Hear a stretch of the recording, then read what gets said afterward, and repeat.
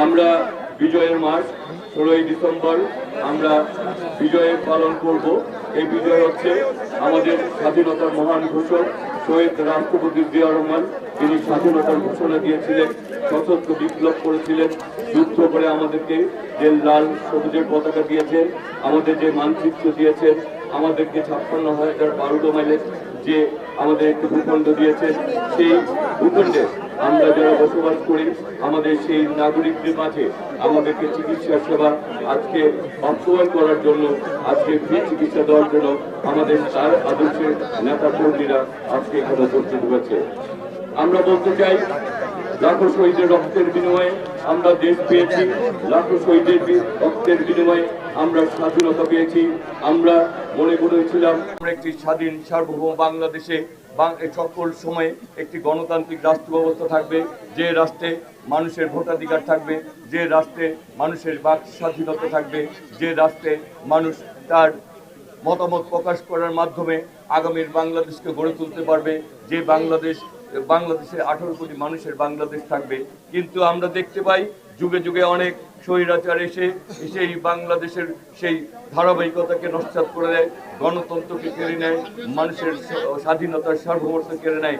আমরা আজকে তাই বলতে চাই, যারা বাংলাদেশের স্বাধীনতা যুদ্ধে যারা শহীদ রাষ্ট্রপতি জিয়াউর রহমান সহ বাংলাদেশের স্বাধীনতা যে লাখো শহীদ রক্ত দিয়েছে, প্রতিটি গণতান্ত্রিক আন্দোলনে আমাদের যে সকল সহযোদ্ধারা রক্ত দিয়েছে, জুলাই আগস্টে আমাদের যে সকল ছাত্র জনতা রক্ত দিয়েছে, আমি আজকে তাদের আত্মার মাগফিরাত কামনা করছি।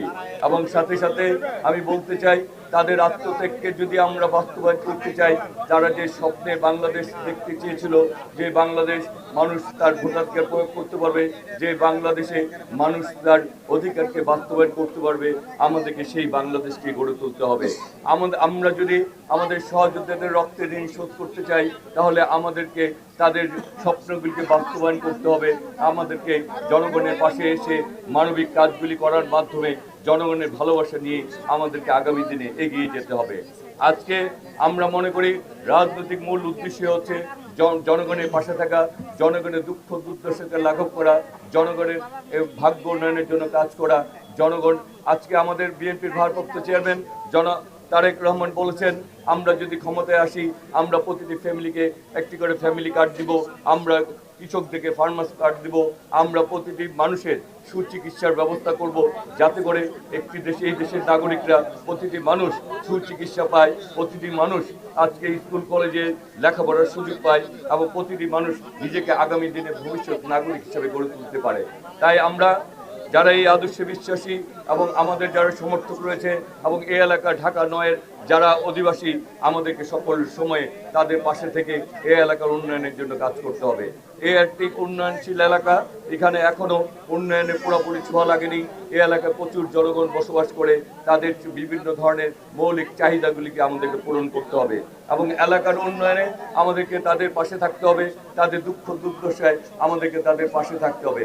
তাদের জন্য কাজ করেই আমরা আগামী দিনে আমাদের দেশনেত্রী বেগম খালেদা জিয়া নেতৃত্বে, যিনি আজকে অসুস্থ, তাকে আমরা দোয়া করব দেশনেত্রী বেগম খালেদা জিয়া অচিরেই যাতে সুস্থ আমাদের আসেন এবং আমরা আগামী দিনে যে স্বপ্নের বাংলাদেশ গড়ে তুলতে চাই, তার হাত ধরেই যেন আমরা তার শুভ সূচনা করতে পারি।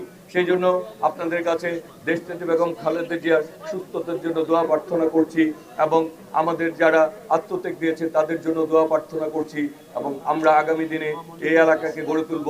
এই এলাকা গড়ে তোলার পিছনে আমাদের বিএনপি স্থায়ী কমিটির সদস্য, সাবেক সফল মেয়র ও মন্ত্রী এবং আমাদের মহিলা দলের সভানেত্রী আফরোজা আব্বাস, তাদেরও অনেক অবদান রয়েছে। আমরা সকলেই মিলে আগামী দিনে এই এলাকার উন্নয়নের জন্য দলবদ্ধভাবে আমরা কাজ করে আমরা এই এলাকার উন্নয়নের জন্য আমরা তাদের পাশে থাকব। আমরা বলতে চাই, আমরা এমন একটি রাজনৈতিক শিক্ষা দীক্ষা দিয়েছি যে রাজনৈতিক মধ্যে আমাদের মূল কাজই হচ্ছে জনগণ এবং মূল উদ্দেশ্য হচ্ছে জনগণের ভাগ্য উন্নয়ন এবং মূল উদ্দেশ্য হচ্ছে এলাকার উন্নয়ন এবং এলাকার মানুষের পাশে থাকা। ইনশাল্লাহ আমরা কথা দিচ্ছি, আমরা যদি আগামী যখনই আমরা নির্বাচিত হই আর না হই, আমরা সকল সময় জনগণের পাশে ছিলাম, আগামী দিনও জনগণের পাশে থাকবো। আমাদের মূল লক্ষ্যই হচ্ছে এই এলাকার মানুষের উন্নয়ন করা, এই এলাকার উন্নয়ন করা।